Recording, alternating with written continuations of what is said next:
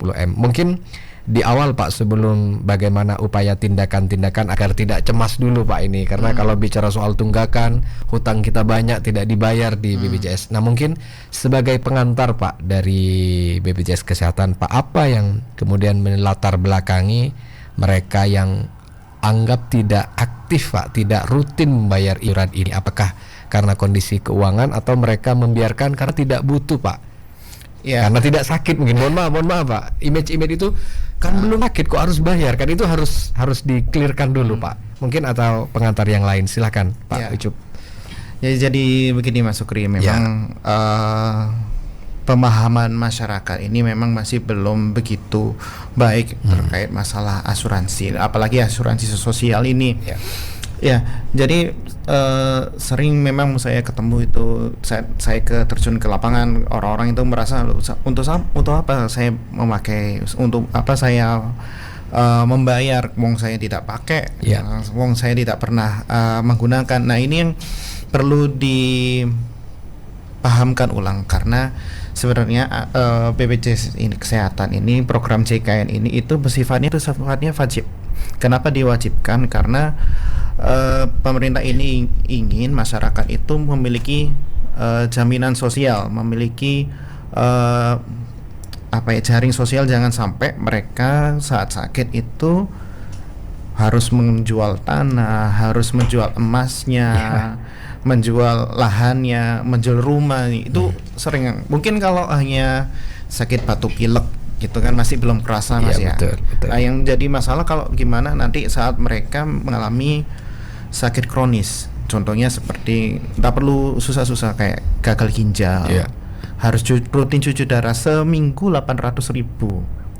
Mereka harus keluar uang 800.000. Itu kalau mereka mungkin orang kaya masih bisa Mas ya untuk membiayai cuci darahnya. Bagaimana dengan orang yang tidak mampu? Akses kesehatan itu mereka tidak bisa mengaksesnya. Nah ini yang kami ingin sadarkan ke teman-teman, ke masyarakat itu bahwa jangan sampai nunggu sakit dulu baru membayar, karena sistem ini BPJS Kesehatan ini, program JKN ini asas dasarnya itu gotong royong. Yang sehat membantu yang sakit, yang tua membantu yang tua, kaya membantu miskin. Nah seperti itu. Yang miskin juga bisa membantu yang lain. Nah ini yang memang harus kita pahamkan. Tapi tidak semua orang yang seperti itu Mas. Saya pernah ketemu juga dengan tukang bakso. Nah tukang bakso ini mereka terdaftar di BPJS Kesehatan. Tapi saya tanya, loh Pak, sampean terdaftarnya apa? Mandiri apa yang dapat bantuan? Oh saya yang mandiri. Loh kenapa nggak ikut yang dapat bantuan? Sampean kan cuma hanya jualan bakso setiap hari. Oh enggak apa-apa Mas, saya kan masih mampu, saya masih bisa bekerja, saya bisa beramal untuk membantu masyarakat yang sakit seperti itu. Nah ini orang-orang seperti ini yang perlu kita teladani. Jangan sampai kita merasa wah aku nggak mampu untuk membayar, padahal mereka mampu. Nah ini terus akhirnya pura-pura miskin minta dapat yang bantuan dapat perintah. Nah ini yang perlu harus diluruskan ke masyarakat seperti itu Pak. Iya baik. Berarti faktornya rata-rata mereka malas untuk bayar ya Pak ya? Ya memang karena kan kok mungkin image yang seperti yang saya tadi sampaikan, kok harus mau bayar kan padahal belum sakit, itu mungkin. Tapi jika tadi kalau sudah sakit dengan kategori sakit harus ditangani dengan uang yang cukup besar, maka satu-satunya BPJS ini yang menjadi penolong Pak. Seharusnya begitu Pak ya? Iya benar. Ya kalau masyarakat itu sakit akhirnya bisa menggunakan BPJS Kesehatan, tapi kalau saat mereka mau menggunakan ternyata tidak aktif, akhirnya tidak bisa mengakses. Kalaupun bisa mengakses nanti bisa membayar, misalkan oh yaudah saya lunasi tunggakan iuran saya untuk bisa berobat. Nah ini nanti mereka bisa kena namanya ada denda layanan rawat inap di rumah sakit. Nah ini jangan sampai yang terjadi seperti itu Pak. Oke baik. Kalau sudah demikian terus ada tunggakan oleh peserta BPJS, ini kan sesuai dengan tema kita bebas cemas, tuntaskan tunggakan iuran BPJS. Nah Pak, ada penawaran solusi Mbak ketika terkadung sudah mereka nunggak Pak? Apakah harus tetap dibayar dengan sejumlah yang kita tunggak atau ada solusi penawaran lain dari BPJS ini? Ya, memang di BPJS Kesehatan itu ada dua cara untuk melunasi tunggakan iurannya. Yang pertama itu dibayar secara lunas. Memang enaknya kalau secara lunas sudah langsung tuntas. Tidak, kalaupun ada denda pelayanan rawat inap itu dia masih bisa ada spare waktu sebelum dia terjadi resiko sakit. Nah, kalau tidak mampu, waduh saya kurang, tunggakan saya misalkan 3 juta. Uang saya masih belum ada nih 3 juta. Gimana caranya? Kita ada penawaran namanya program rehab. Rehab ini adalah rencana pembayaran iuran bertahap. Jadi nggak hanya panci aja Mas yang bisa dicicil. Bayar iuran BPJS Kesehatan ini juga bisa dicicil gitu. Iya. Bisa ada rencana pembayaran bertahap ya Pak ya.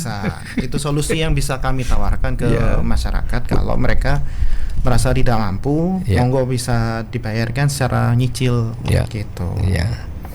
Jadi kawan, jadi tadi ada penawaran. Jadi 2 cara ini mungkin bisa dimanfaatkan ketika Anda dicek apakah Anda punya tunggakan. Ini Pak, biasanya tunggakan ini diketahui biasanya kalau mereka sudah sakit lalu mau menggunakan BPJS. Biasanya begitu ya Pak ya. Nah, makanya kami harapkan kita sudah menyediakan namanya kanal layanan di Pandawa. Pandawa itu layanan lewat WA, bisa langsung WA ke nomor yang tersedia di, sebentar saya buka. Nah, kalau mau mengecek tunggakan iuran bisa cek di layanan Pandawa, semua bisa WA kan ya Bapak Ibu sekalian, bisa WA saja ke nomor 0811 8165 165. Kalau mau telepon bisa ada care center kami ke nomor 165. Atau menggunakan aplikasi mobile JKN. Itu bisa juga untuk mengecek posisi iuran saya berapa sih sekarang, apakah ada tunggakannya kemarin atau enggak. Bisa dicek di situ. Baik. Berkenan dengan rehab ini Pak, kan ini rencana pembayaran bertahap. Misalkan kita punya tunggakan nih 1 tahun dan angkanya itu muncul sudah 3 juta yang seharusnya dibayar. Itu proses bertahapnya seperti apa Pak? Apakah dibayar setiap bulan atau harus tuntas dalam deadline waktu berapa Pak? Ya, misalkan Mas Sukri punya tunggakan ya 1 juta, 3 juta selama 1 tahun. 1 tahun. Nah ini kalau mau mendaftarkan program rehab itu bisa daftar aja di aplikasi mobile JKN kami Pak. Nah di situ bisa daftar program rehabnya. Nah syaratnya dia minimal tunggakan itu lebih dari 3 bulan. Jadi mulai 4 bulan sampai 24 bulan. Karena kan di BPJS Kesehatan itu sesuai peraturan pemerintah tunggakan iuran hanya dibatasi sampai 2 tahun saja. Kalau lebih dari itu Pak? Kita hitungnya 2 tahun. Ini bentuk kepedulian dari pemerintah juga Mas. Jadi kalau di tempat lain mungkin kalau iuran tidak dibayar ya mungkin seterusnya ya. Yang dihitung kita hanya 2 tahun gitu ya Pak ya? 10 tahun, 15 tahun itu dihitung semua. Kalau di BPJS Kesehatan ini hanya dihitung hanya 2 tahun. 2 tahun ya Pak ya? 24 bulan. Enak juga sih sebenarnya ya Pak. Sudah dikasih diskon Pak. Sudah dikasih diskon. Bisa nyicil pula. Bisa nyicil pula ya. Masih kurang apa kita gitu ya Pak? Bisa daftar di mobile JKN-nya. Nah, di mobile JKN dipastikan dia minimal tunggakannya 4 bulan. 4 bulan sampai 24 bulan didaftarkan di mobile JKN, lalu memilih rencana pembayarannya mau berapa bulan. Nah ini kita berikan maksimalnya itu, misalkan Mas Sukri nunggaknya 1 tahun, berarti separuhnya. Berarti kan cuma untuk cicilannya 6 kali cicilan. Seperti itu. Kalau misal yang nunggaknya 2 tahun gimana? Berarti dia bisa menyicil sampai 12 kali, itu bisa. Memang kami hanya membatasi cicilan itu hanya maksimal 12 kali. Gitu. Pak, kalau rata-rata tunggakan yang harus ditanggung oleh peserta itu berapa Pak munculnya ketika 24 tahun? 24 bulan. 24 bulan, 24 bulan dengan misalnya kelasnya itu kelas 1 Pak. Kelas 1 misalkan. Nah ini kan bisa dihitung rata-rata kita punya tanggungan berapa nih 24 bulan misalnya dari kelas 1. Kelas 1 berapa sekarang Pak? 150. Berarti kali 24 ya Pak ya? Kali 24 sini. Sambil saya hitung. Bentar. Ya, jadi kan setiap kelas kan berbeda dari kelas 1, 2, dan 3. Jadi kalau misalnya full 24 tidak rutin membayarnya, tinggal dikali 150 kali 24 gitu ya. Dan itu juga harus dibayar dengan sistem lunas ataupun juga bisa dengan program rehab atau rencana pembayaran bertahap yang dilakukan oleh peserta BPJS Kesehatan. Ya, jadi kalau tadi disinggung mencapai 15 miliar, 16 miliar untuk Pamekasan, itu cukup banyak mereka yang punya tanggungan ya Pak ya. Ya ini kalau sama tadi pertanyaan Mas Sukri ya. Ya. Saya jawab. Untuk misalkan dia nunggaknya setahun untuk kelas 1 itu, 2 tahun itu 3.600.000 Mas. Oke. Berarti kalau dia mau nyicil rehab itu pembayaran iurannya, tunggakan nyicilnya tuh 300.000. 300.000. Ditambah iuran bulanannya 150. Jadi 150. sebulan 450 ya. Oke. Gimana nanti kalau tidak mampu ya?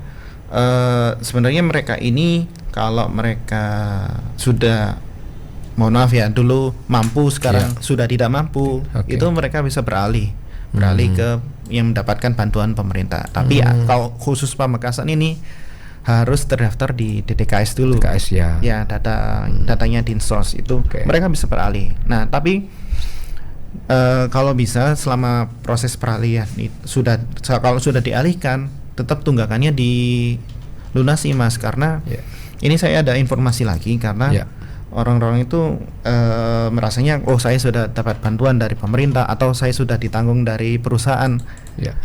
Iuran masa lalu saya ya sudah. Nah, ini yang belum dipahami masyarakat karena saat mereka sudah beralih itu memang diperbolehkan beralih segmen ke segmen yang dibayari pemerintah atau dibayari oleh perusahaannya, potong gaji itu. Nah, tapi tunggakan iuran sebelumnya yang mandiri itu tetap terhitung. Nah, artinya tidak bisa dihapus ya Pak yang jejak sebelumnya ya. Tidak hapus. Tapi bisa dibayarkan secara nyicil, itu bisa. Juga, jadi misalkan Mas Sukri terus didaftarkan oleh Karimata. Tapi Mas Sukri dulu sebelum bekerja di Karimata masih punya tunggakan. Nah, ini yang tetap terhitung. Harus menjadi tanggung jawab peserta juga ya. Nah, ini kalau misal tidak dilunasi sejak 6 bulan dari masa peralihan, itu mereka saat berobat tidak bisa.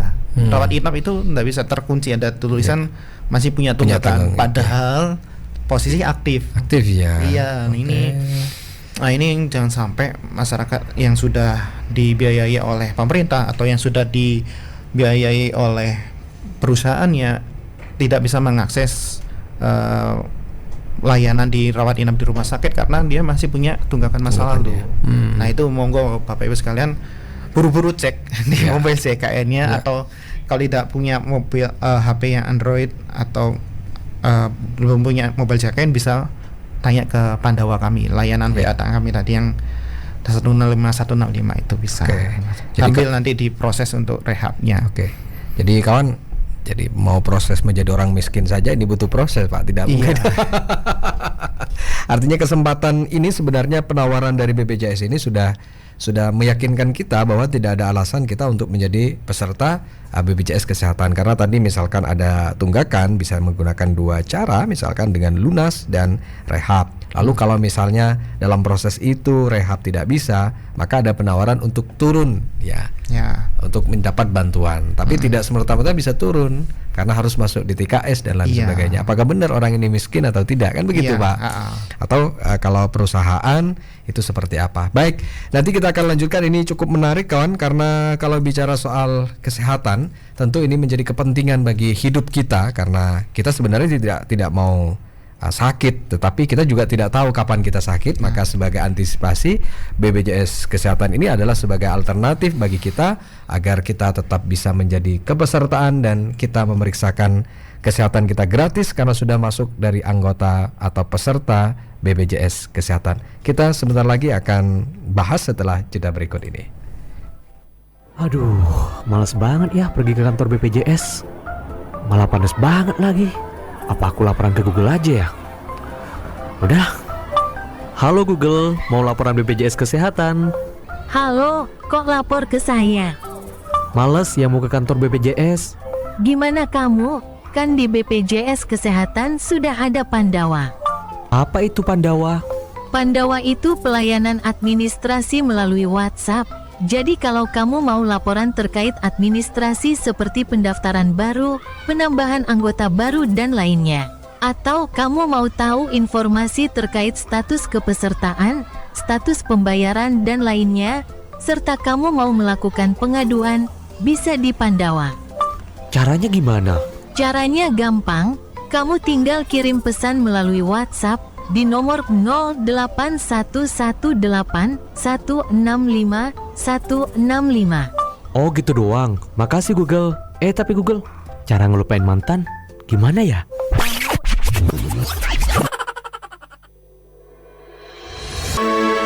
...103,3 Radio Karimata, Dinamika Madura.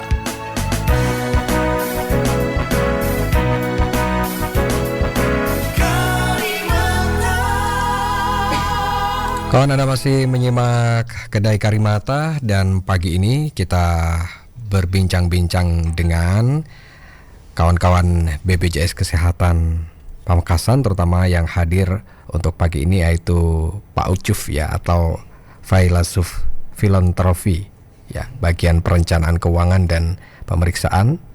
Memang namanya agak susah nama aslinya, tapi sudah disederhanakan menjadi Pak Ucup. Tadi sudah kita banyak membahas tentang jadi persoalan-persoalan masyarakat kenapa dia menunggak gitu. Dan sudah ada poin caranya. Tadi ada 2 cara ketika seseorang sudah menunggak, yaitu dengan 1, membayar lunas atau mengikuti program rehab atau rencana pembayaran bertahap yang dilakukan oleh peserta BPJS Kesehatan, sehingga ini menjadi alternatif atau bisa menjadi solusi bagi masyarakat yang sudah membayar tunggakan iuran BPJS Kesehatan. Pak, saya ingin lebih spesifik lagi ke Pamekasan atau ke Madura. Cuman mungkin saya respon dulu, mungkin ada teman-teman yang mau bergabung bertanya ya. Boleh di Gatekeeper. Soleh, ada pertanyaan Soleh? Iya, ini ada beberapa pertanyaan. Satunya dari Bu Wati. Bu Wati ini menanyakan semisal itu sebelumnya kelas 1 terus ada tunggakan ya karena perekonomiannya sudah menurun seperti itu, dan tiba-tiba ingin menonaktifkan tidak menggunakan BPJS kembali gitu katanya. Apakah bisa nanti ketika 1 tahun mau mengaktifkan kembali, itu apa harus membayar tunggakan itu semisal menggunakan kelas 2 atau seperti apa, mohon penjelasannya katanya. Terus ada Pak Arya di Waro. Ini suruh bergabung langsung katanya, agak mau katanya lewat WA saja. Ini kata Pak Arya, kalau buat surat rujukan BPJS itu kenapa tidak bisa langsung digunakan di hari yang sama? Kenapa harus nunggu besoknya lagi baru bisa dibawa ke RS rujukan? Mohon penjelasannya juga. Berarti belum menjadi anggota ya? Anggota baru mungkin. Iya, itu sih. Baik. Sebelum ke pertanyaan ini langsung dijawab atau gimana Pak? Boleh. Boleh langsung dijawab ya. Ya. Iya. Silakan Pak. Iya, untuk Bu Wati nanti sebelumnya kelas 1, tapi karena memang kondisi sekarang lagi susah ya, tuh mau tidak bisa membayar gitu ya, Pak. Betul sekali. Terus nanti mau 1 tahun lagi mau mengaktifkan lagi, apakah bisa? Ya, jadi memang untuk kita di BPJS Kesehatan itu tidak kaku Mas. Jadi kalau mereka memang dulunya kelas 1 karena sudah punya penghasilan baik, dia mau daftar kelas 1 itu, lalu sekarang nunggak. Nah ini apakah nanti bisa turun kelas? Bisa, tapi turun kelasnya itu kami bisa proses apabila yang bersangkutan sudah melunasi tunggakan. Kalau itu khusus yang mandiri. Turunnya pelan-pelan Pak, takut jatuh mungkin ya. Nah, tapi kalau memang sekarang dirasa ekonomi sulit, dia tidak mampu membayar, monggo bisa lapor ke pihak desanya untuk bisa diusulkan ke penerima bantuan iuran itu. Jadi bisa tetap aktif, tapi ya itu nanti kalau mau melunasi tunggakan iurannya bisa secara bertahap gitu, sambil dicicil dicicil untuk melunasi tunggakannya gitu buat Tina. Nanti kalau ngerasa saya sudah ekonominya sudah bagus, saya tidak mau lagi masuk yang dapat bantuan, bisa lapor ke kami untuk beralih lagi ke peserta mandiri, atau dia mau mendaftarkan usahanya itu bisa Pak. Jadi terdaftar sebagai peserta di toko atau di CV-nya itu bisa. Harus secara mandiri gitu, seperti itu. Saya Pak, ada proses yang harus dilalui ya turun. Tapi Pak, apakah ada verifikasi Pak dilakukan oleh BPJS Pak? Tentunya kita verifikasinya harus secara ekonomi termasuk kalau Pak, secara ekonomi itu tugasnya dari teman-teman dari dinas sosial, ya, karena Pak, ya. kami yang punya kriteria orang ini punya mampu dan tidak mampu, itu kan kriterianya kami mengikuti dari dinas sosial, seperti itu. Ya kalau misalnya ada awalnya kaya tapi ternyata usahanya bangkrut dan sebagainya, bisa juga turun kelas kita. Bisa turun kelas gitu. Jadi jangan khawatir Ibu Wati, bisa Bu dengan alasan-alasan tertentu ya. Kalau misalnya alasannya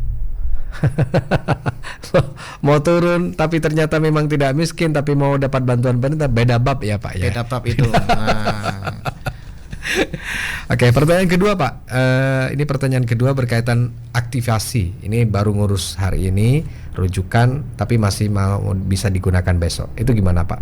Ya, untuk misalkan untuk Pak Arya ini, misalkan yang bersangkutan berobat di puskesmas hari ini ya, dia mendapatkan surat rujukan ke Smart. Ya, oke. Ini memang kenapa tidak bisa digunakan hari ini? Ini mungkin karena ada keterbatasan di jam pelayanan.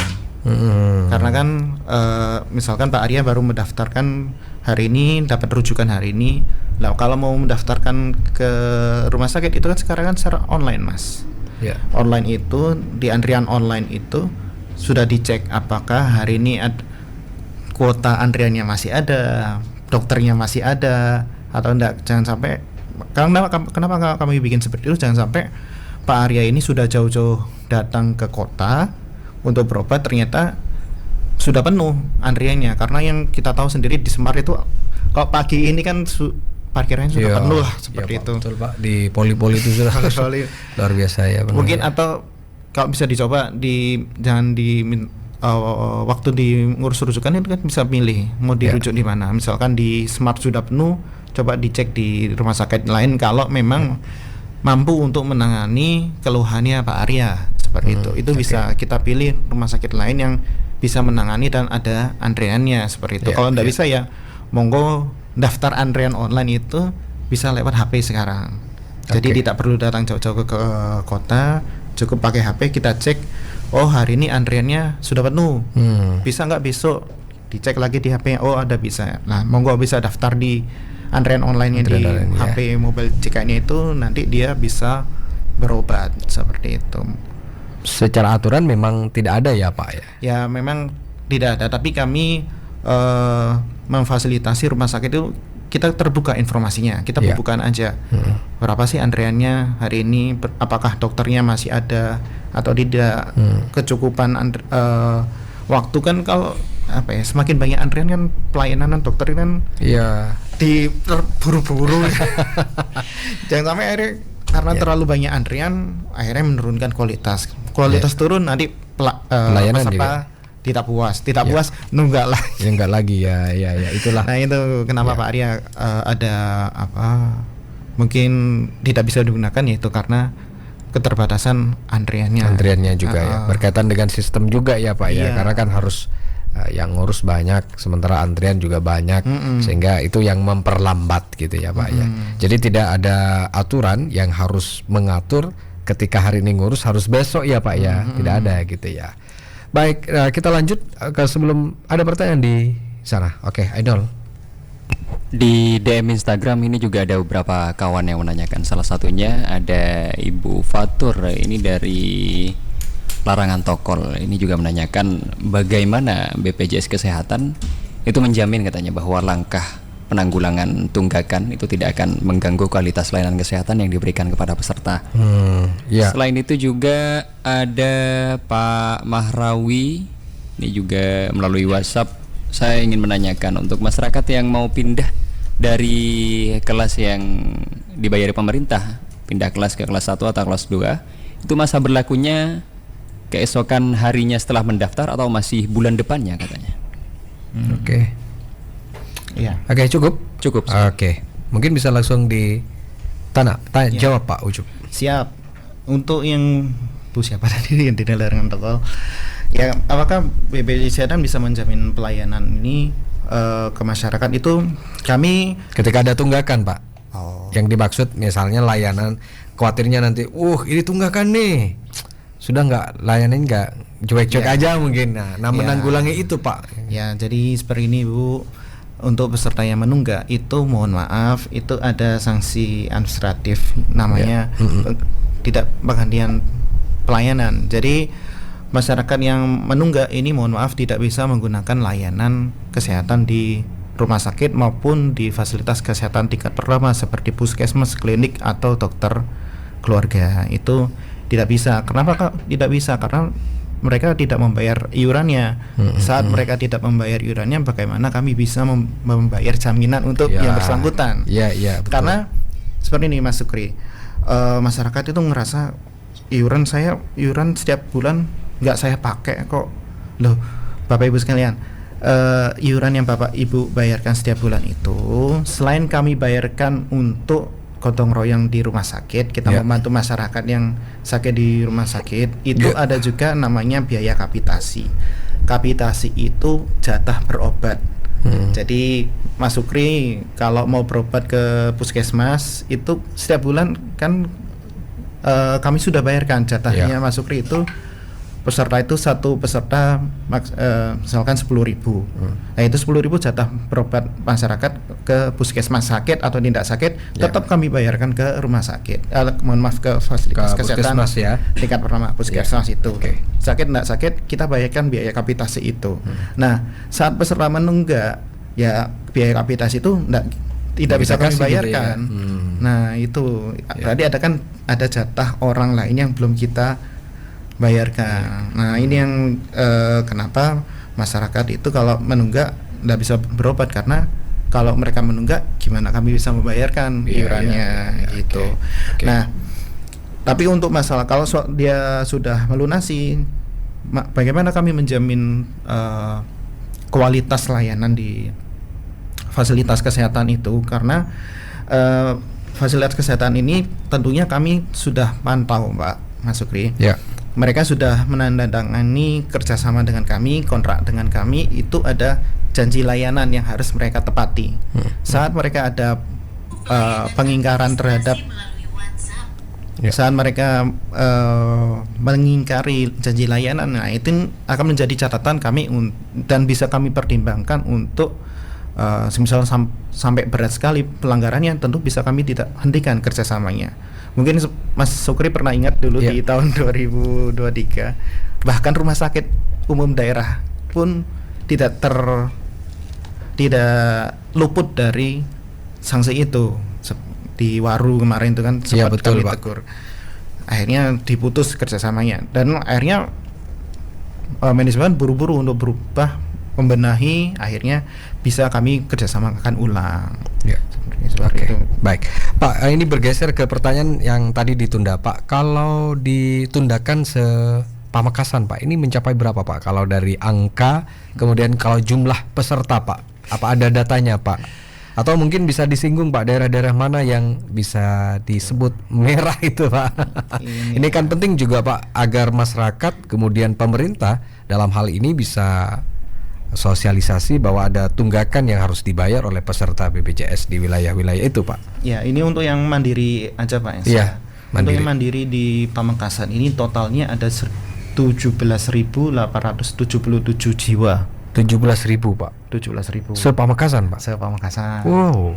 Se-Madura 48.000. 48.000. Oke. Nah, untuk yang Pamekasan sendiri saja piutangnya itu 16 miliar 435.000. Jadi hampir satu orang tuh hampir 1 juta. Hampir 1 juta ya, Pak. Waduh. Nah, untuk kita breakdown lagi sesuai dengan kecamatan ya. Ini 3 besarnya ya saya sebut. 3 besar Pak, ada 3 besarnya juga. Ini perlu saya gitu ya. Perlu Pak, agar ini menjadi PR juga bagi pemerintah dan juga ini. Untuk juara 3-nya itu di Kecamatan Pagantenan, Mas. Oh, Pagantenan. Iya. Juara 3. Oh, Mas. Ya. Palangan. Oh, Palengan ya. Palangan. Oh, Palengan. Berarti Kecamatan Palengan. Palangan. Oke. Yang nomor 2 di Pademau. Pademau. Yang nomor 1 Kota. Wow. Kota menjadi peserta terbanyak dan tungganya terbanyak juga Pak ya. Kalau Kota itu 1,6 M. X. Pademau itu 1,2. Oke. Palengan itu 1,1 M. Oke. Nah, ini kan cukup banyak ya masyarakat menunggak itu. Mungkin mereka belum sadar karena mungkin ada yang sudah beralih dapat bantuan dari pemerintah, tapi masih punya tunggakan iuran. Iya, Nah, ini mereka masih aku enggak, posisi saya masih aktif kok di mobile check-in saya, tapi tolong dicek di menu tunggakan, menu iuran itu ada. Oh, ternyata masih ada tunggakan nih 1 juta. Itu Pak, kalau misalkan sudah pindah Pak, oke pindah. Terus menjadi tanggung jawab dari peserta itu yang tunggak. Apa itu bisa Pak? Bisa melakukan menggunakan BPJS dengan keanggotaan yang baru karena sudah beda kelas Pak? Yeah. Atau harus menyelesaikan tunggakan dulu Pak? Ya, ini untuk mereka yang sudah beralih segmen. Ya. Yang baik dibiayai oleh pemerintah atau dibiayain oleh perusahaan atau mandiri gitu ya Pak ya. Mereka yang sudah beralih segmen ke yang sudah dibiayai orang lain. Ya. Nah, ini mereka sebenarnya masih bisa berobat. Tapi hanya di fasilitas kesehatan pertama atau kalau di rumah sakit itu hanya rawat jalan. Rawat jalan, oke. Tapi saat mereka rawat inap ke rumah sakit, masuk UGD dan tiba-tiba harus rawat inap. Nah, ini akan sama rumah sakit ditagih. Ini nggak bisa digunakan karena masih ada tunggakan masa lalu, Pak. Gitu. Ini sempat pernah ada kejadian, bahkan pegawai puskesmas itu ada yang seperti itu. Saya pernah dicurhati. Saya pernah dicurhati orang puskesmas.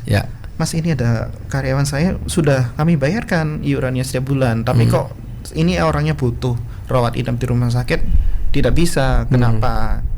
Ini PIC puskesmasnya sudah dimarah-marahin sama keluarganya.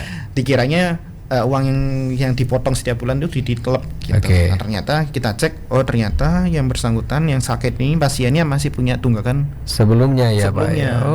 Dan harus dilunasi saat itu juga kalau dia mau rawat inap di rumah sakit. Nah, ini jangan sampai kejadian seperti itu. Saat kita butuh ternyata harus melunasi tunggakan, belum lagi kena dendanya. Denda pelayanan rawat inap itu Mas, hitungannya 5% dikalikan klaim rumah sakit dikalikan bulan menunggak. Karena itu ya. Kalau ditanya berapa sih dendanya, besarannya itu berapa? Saya mohon maaf ya kurang paham. Karena kan bergantung dengan kondisi pasien, sakitnya apa. Itu kan per diagnosa itu kami membayarnya ke rumah sakit itu beda-beda. Beda-beda ya. Nah, itu yang bisa menghitung dari pihak rumah sakitnya. Tapi rumusnya sama 5%. 5% dikalikan klaimnya berapa dikalikan bulan menunggak. Nah, kalau nunggaknya sampai 24 bulan, walaupun dia 5% kali klaimnya itu hanya 100.000 kan sudah 2.400.000 Mas. Harus dibayar. Ya, harus dibayar. Oke, biaya baik. tambahan itu. Siap, baik. Pak Ucup, sebentar lagi kita akan lanjutkan. Masih ada beberapa sesi segmen lain yang mungkin juga perlu disonding ke kawan-kawan, terutama bagaimana kepesertaan BPJS di Pamekasan, terutama Madura, dan mereka yang nunggak-nunggak. Tadi sudah disinggung bahwa ada tiga daerah penyumbang hutang terbesar di Pamekasan, Kota, Pademau, dan Kecamatan Palengan ya Pak. Palengan. Jadi 3 ini menjadi daerah-daerah yang tunggakannya cukup banyak. Bahkan di atas 1 miliar karena jumlah peserta yang nunggak juga cukup banyak. Oke, nanti kita akan lanjutkan setelah yang berikut ini. Jam 10 pagi, Radio Karimata.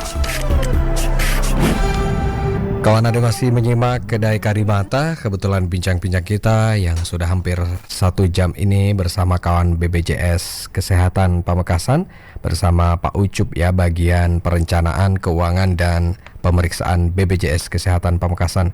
Kita tadi sudah panjang lebar mengenai jumlah peserta yang menunggak, kemudian solusi agar kita tidak cemas-cemas mikirin tunggakan BPJS Kesehatan ya. Padahal banyak masih tunggakan-tunggakan yang lain gitu ya. Nah ini sudah beberapa solusi sudah ditawarkan oleh BPJS Kesehatan, baik dengan cara lunas atau menggunakan cara rehab atau rencana pembayaran secara bertahap yang dilakukan oleh peserta. Kemudian nanti kalau misalkan ada perubahan-perubahan kelas seperti apa, ini tadi sudah disinggung oleh Pak Ucup ya, termasuk ya kalau terpaksa kita harus pindah kelas, itu tata caranya harus diverifikasi dan harus rekomendasi juga dari pemerintah, minimal dari pemerintah desa, apakah status orang ini benar-benar sudah mulai agak menurun dari pendapatan ekonomi atau justru mereka pura-pura. Ini nanti diketahui. Sebelum ke Pak Ucup lagi, sudah ada yang bergabung. Siap? Ada siapa ini Siap? Ada Pak Yanto di Pakong nih bergabung. Oh Pak Yanto, selamat pagi menjelang siang Pak Yanto.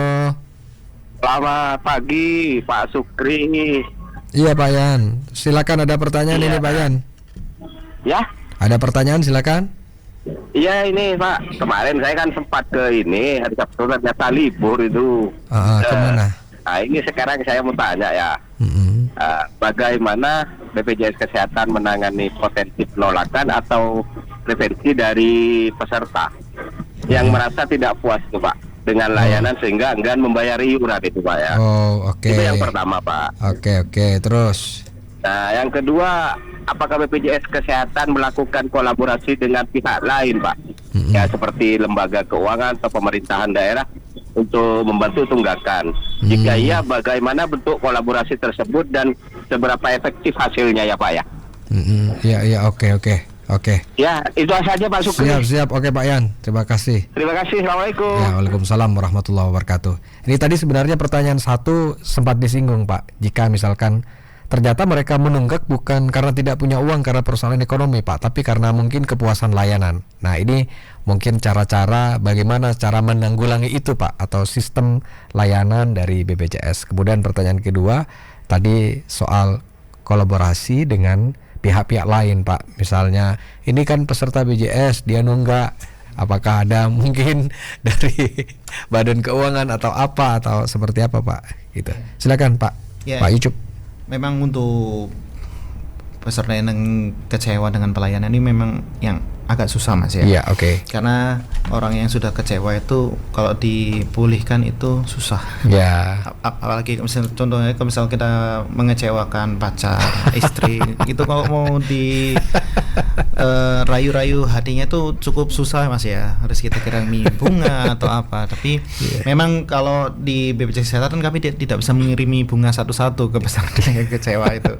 Tapi yang bisa kami tawarkan, mohon Bapak Ibu kalau misal ada kendala di pelayanan mitra kami di kesehatan di puskesmas atau sampai rumah sakit, misalkan ada yang mengecewakan atau ada yang ingin ditanyakan, monggo bisa kontak ke kami, ke telepon ke care center kami, ke Pandawa, atau di mobile second itu ada layanan pengaduan, atau di rumah sakit itu sudah kami tempel satu-satu. Siapa sih yang bisa dikontak apabila ada masalah dengan pelayanan. Itu dengan petugas kami yang namanya petugas BPJS 1 yang mereka siap membantu masyarakat Madura ini kalau ada masalah di pelayanan di rumah sakit. Itu monggo bisa disampaikan kekecewaannya atau ketidaktahuannya, pengen tahu bagaimana apakah benar kondisi ini tidak bisa dilayani atau apa, itu bisa monggo bisa ditanyakan ke kami. Kalau ada yang memang ada masalah, silahkan segera dilaporkan agar kami bisa segera menindaklanjuti. Jangan sampai kecewa itu sudah bertahun-tahun, akhirnya kami tahu itu saat kami kunjungan ke lapangan, survei ke lapangan, baru tahu ternyata ada kendala ini, akhirnya orangnya kecewa dan tidak mau membayar lagi. Nah itu betul. Itu kalau kekecewaan yang berlarut-larut itu kan sudah membatu Mas ya.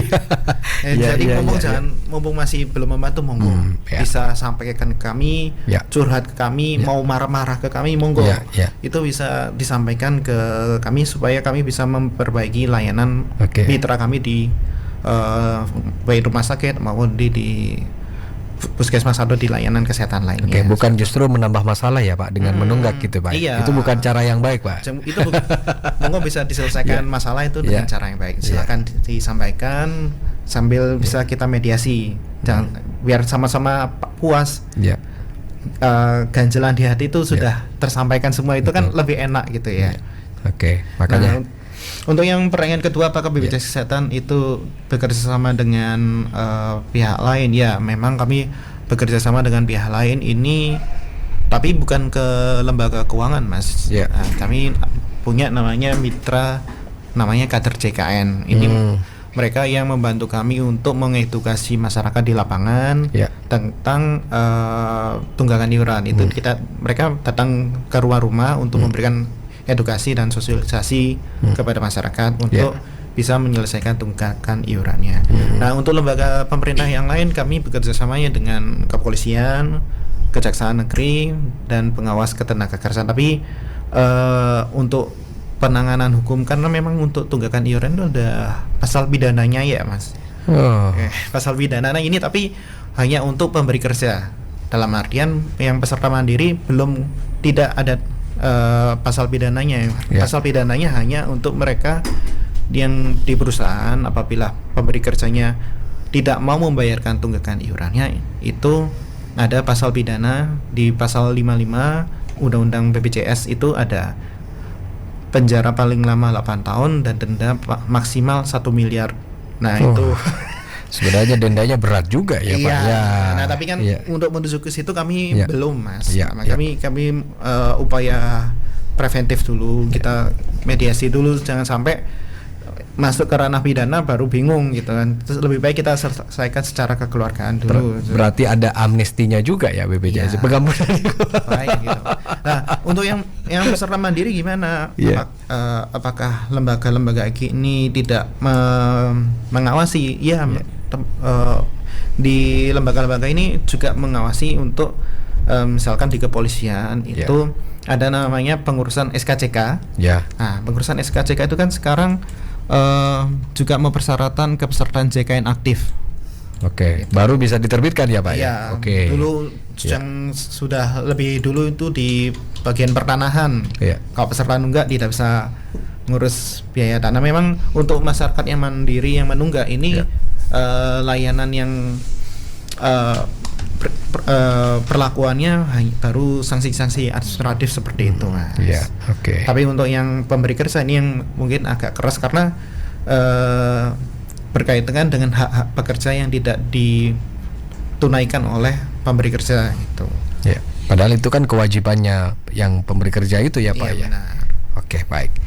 Baik Pak, hampir kurang lebih 1 jam kita berbincang-bincang di agak kerasa ya. Terlalu asik. Apa karena terlalu banyak yang menunggak ya Pak ya?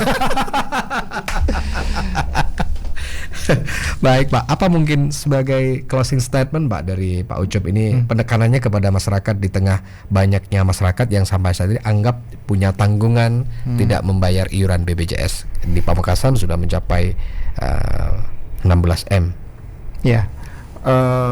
Kami harapkan dari masyarakat di Pamekasan dan di luar Pamekasan di Madura ini mohon bisa ada kesediaan terbuka hatinya untuk mulai cek dulu apakah masih punya tunggakannya, itu ada masalah tunggakan yang belum terselesaikan. Itu mohon bisa dibayarkan karena di tunggakan itu ada hak-hak tenaga kesehatan yang belum dibayarkan, hak-hak orang rumah sakit yang klaimnya belum masyarakat yang di rumah sakit yang belum bisa digunakan seperti itu. Kan kalau boleh jujur Mas ya, nilai klaim fasilitas kesehatan dengan iuran yang dibayarkan masyarakat ini masih jauh dari nilai ideal. Nah, ini kan sebenarnya yang perlu disadari oleh masyarakat bahwa kita tuh membayar iuran itu bukan hanya gotong royong tapi juga ladang amal untuk kita. Betul. Seperti itu. Jangan sampai kita menunda hak orang lain yang akhirnya bisa mengakibatkan kondisi yang lebih jelek lagi gitu. Kalaupun ada masalah di lapangan, mohon bisa disampaikan ke kami, jangan sungkan-sungkan. pintu kantor kami terbuka untuk siapapun, tapi ada jam kerjanya pasti. Dari Bapak yang Pakong tadi kan Sabtu itu tutup mungkin belum paham kalau Sabtu layanan tutup ya. Mohon bisa disampaikan aja kalau ada masalah, sampai berlarut-larut dan akhirnya membantu gitu. Oke, baik kalau begitu Pak Ucup, rupanya kesempatan kita ini berakhir untuk hari ini. Terima kasih sudah bergabung di Karimata memberikan edukasi terhadap masyarakat di tengah banyaknya masyarakat yang masih punya tanggung jawab untuk membayar tunggakan itu. Mudah-mudahan ini menjadi rangsangan bagi mereka, motivasi agar bahwa kewajiban kita membayar iuran BPJS Kesehatan itu segera terlunasi. Baik Pak, terima kasih sudah hadir. Insyaallah next kita agendakan lagi untuk ngobrol-ngobrol santai lagi Pak. Terima kasih. Sehat dan sukses selalu untuk teman-teman BPJS Kesehatan Pamekasan. Selamat siang, assalamualaikum. Waalaikumsalam. Ya kawan, demikian Kedai Karimata untuk pagi menjelang siang ini bersama Pak Ucup atau Failasuf Filantropi, bagian perencanaan keuangan dan pemeriksaan BPJS Kesehatan Pamekasan. Mudah-mudahan informasi ini bisa menjadi edukasi bagi masyarakat di Pamekasan dan Madura secara umum. Itulah tadi Kedai Karimata dengan obrolan yang inspiratif. Simak terus Kedai Karimata hanya di Karimata FM.